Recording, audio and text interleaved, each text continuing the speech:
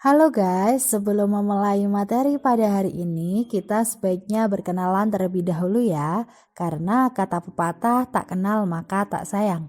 Baiklah, perkenalkan nama aku Diah Wahyu Lestari. Dan aku, Yusrin Reza. Hari ini kita akan mempelajari tentang bagaimana mengevaluasi cerpen berdasarkan struktur cerpen dan kaidah-kaidah penulisan cerpen. Tetapi sebelumnya, apa itu cerpen? Cerpen atau cerita pendek adalah jenis karya sastra yang memaparkan kisah ataupun cerita tentang manusia beserta seluk-beluknya lewat tulisan pendek. Lalu, apa saja struktur dan kaidah-kaidah penulisan cerpen? Oke, sekarang yang pertama adalah struktur cerpen. Struktur cerpen ini dibagi menjadi 6. Yang pertama adalah abstrak. Abstrak adalah bagian awal cerita atau ringkasan utama dari cerpen. Yang kedua adalah orientasi. Orientasi adalah berkaitan dengan waktu, tempat, suasana, dan alur pada cerita pendek. Yang ketiga adalah komplikasi. Komplikasi merupakan urutan dari kejadian yang dihubungkan dengan sebab dan akibat. Yang keempat adalah evaluasi. Evaluasi ini adalah struktur konflik yang terjadi mengarah pada klimaks mulai mendapatkan penyelesaian dari konflik. Yang kelima adalah resolusi. Resolusi pada struktur bagian ini, pengarang mengungkapkan solusi yang dialami tokoh atau pelaku. Yang keenam adalah koda. Koda adalah nilai ataupun pelajaran yang dapat diambil dari suatu teks cerita oleh pembacanya. Selanjutnya kita memasuki kaidah teks cerpen. Kaidah teks cerpen yang pertama yaitu menggunakan konjungsi temporal. Konjungsi temporal adalah kata hubung yang berfungsi untuk menyambungkan dua peristiwa berbeda yang berkaitan dengan waktu. Contoh katanya yaitu sebelumnya, lalu, kemudian, sejak, ketika, dan hingga. Kaidah teks cerpen yang kedua yaitu pemilihan kata yang tepat. Kemudian yang nomor 3 yaitu gaya bahasa yang efektif. Gaya bahasa yang efektif yaitu memanfaatkan kekayaan bahasa yang ada. Pemakaian ragam bahasa itu sangat berpengaruh. Pemerolehan efek-efek tertentu membuat sebuah karya sastra semakin hidup. Kemudian kaidah teks cerpen yang keempat yaitu kalimat yang komunikatif. Kalimat komunikatif ialah kalimat yang memenuhi persyaratan sebagai berikut, sesuai dengan kaidah bahasa, sesuai dengan nalar, sesuai dengan pesan yang dimaksud oleh pembicara. Nah, kaidah yang terakhir yaitu penggunaan kalimat tanya retorik. Nah, sekarang bagaimana cara mengevaluasi cerpen? Sekarang perhatikan dulu baik-baik contoh teks bercerpen berikut ini. Kalian boleh pause dulu videonya untuk membaca contoh cerpennya.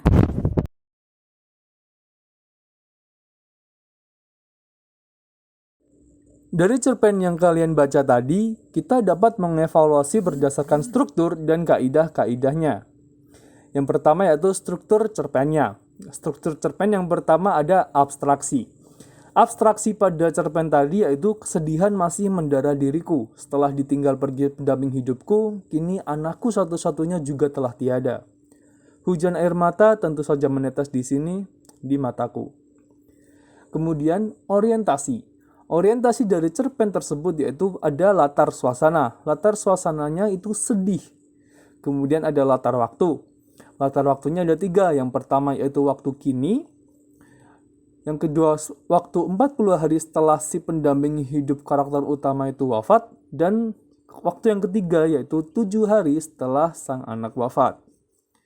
Kemudian kita masuk ke komplikasi. Komplikasi dari cerpen tersebut yaitu sang tokoh sedih karena ditinggal mati sang anak padahal sebelumnya telah ditinggal mati pendamping hidupnya.